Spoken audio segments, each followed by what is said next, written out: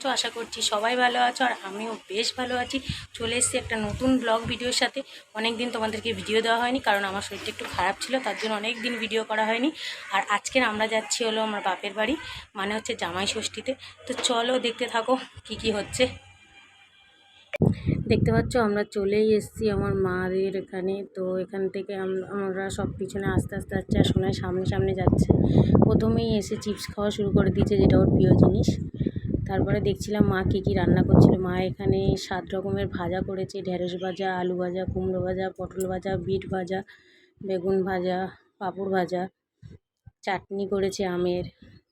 এখানে হচ্ছে মাছের ঝাল, এখানে হচ্ছে মাংস। এগুলো সব রান্না এখনও হচ্ছে, তার মধ্যেই আমরা চলে এসেছি। তো আমরা আস্তে আস্তে 1:30টা বেজে গেছে, আর আমার সোনাইয়ের খুব খিদে পেয়ে গেছে। ওর জন্য ওকে প্রথমেই ভাত খাইয়ে নিচ্ছি মাছ দিয়ে। তারপরে মাকে বললাম চলো, অনেক বেলা হয়ে গেছে, এবার তুমি তোমার কাজটা শুরু করে দাও।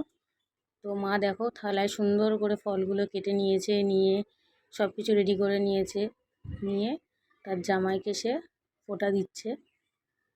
মানে জামাই ষষ্ঠীর মেন কাজ যেটা করে সেটাই করছে। আর সোনাই দেখো কিভাবে দেখছে, ও ভাবছে আমাকে কেন দিচ্ছে না, তো ওকেও দিয়ে দিল মা ফোঁটা। জামাই ষষ্ঠীর ফোঁটা দিয়ে এবারে হচ্ছে আশীর্বাদ করে নিচ্ছে।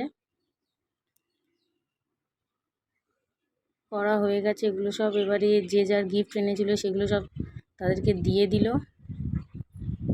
মায়ের জন্য একটা নিয়ে এসেছিলাম শাড়ি, সায়া, ব্লাউজ, সেটা মাকে দিয়ে দিল আমার বর। আর মা যে শাড়িটা পরেছে এটা আমি মাদার্স ডেতে মাকে গিফট করেছিলাম, তার জন্য মাকে বলেছিলাম এই শাড়িটাই তুমি এখন পরবে। তো মা এই শাড়িটাই পরেছিল, খুব সুন্দর লাগছে পরে। আর মা বলছিল এই শাড়িটা রেখে দেবো, আমি আবার এটা বিপত্তারিণী বারে পরবো। যাই হোক, তারপরে মাকে বললাম আর দেরি করা যাবে না, এবার খাবার শুরু করে দিই। তো দেখো জামাইকে সুন্দরভাবে গুছিয়ে খাবার দাবার দিয়ে দিয়েছে। আর এখন আর বেশি ভিডিও করতে পারছি না, খুব খিদে পেয়ে গেছে। এখন বাজে 3টে, তো খাওয়া দাওয়া শুরু হয়ে গেছে। আর একটু রেস্ট নিয়ে চলে এসেছি। সন্ধ্যেবেলা একটা আমাদের এখানে পাশেই খুব সুন্দর মন্দির নতুন বানিয়েছে। তো আগে পুরনো ছিল, তো সেটাকেই ভেঙে সুন্দর করে নতুন করে বানিয়েছে। দেখতে পাচ্ছ সুমনা, মান্তা আর আমি 3জন চলে এসেছি। মেয়ে ঘুমাচ্ছিল, তাই জন্য মায়ের কাছে রেখে চলে এসেছি।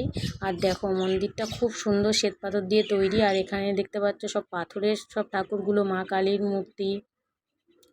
এটা হচ্ছে কি রাম, লক্ষ্মণ, সীতা। এখানে হচ্ছে কি সব ঠাকুরের নাম আমি ঠিক জানি না, তো বলতে পারবো না। ওটা হচ্ছে তিরুপতি বাবার মন্দির। আর এটা হচ্ছে সন্তোষী মা আর বজরংবলী।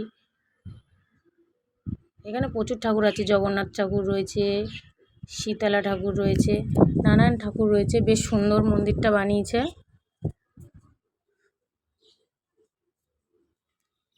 দেখা হচ্ছে নেক্সট ভিডিওতে। ভালো লাগলে লাইক, কমেন্ট, শেয়ার এবং চ্যানেলটাকে সাবস্ক্রাইব করে দিন।